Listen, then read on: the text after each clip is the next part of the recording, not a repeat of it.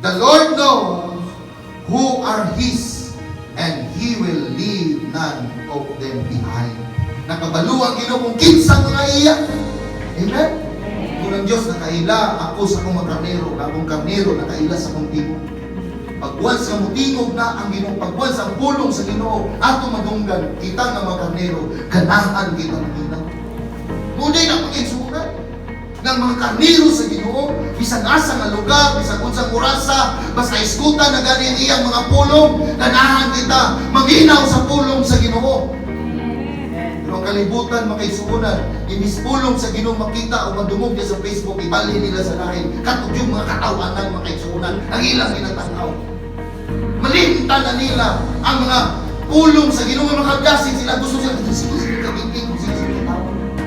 Patungdag ang mga yaga-yaga, patong makaon-kaon, makaisunan, mga ilang ginatanaw. Yung pagdaan na ganiwali, makaisunan, nang muabot sila Facebook, ilan itong ilita yun, magtanaw lang sila, mulike lang sila, magkauman, wala na. Pero kanto mga iya sa Ginoo, pag kita makadumog sa pulong sa Diyos, di yun muhawa, anto madawat niya ang pulong sa Ginoo sa iyang kinabuhi. Amen. Kapilan mo lang ibuhat, like lang ka. Ikaw nagtanaw ka ron, taon, wala na ka, kinagkang gusto tanaw mo diyan sa Facebook, sa YouTube. Pero kita nga mga Kristohanon karon mga ito, kung iya ka sa Ginoo, ang atong pangitao, ang pulong sa Diyos.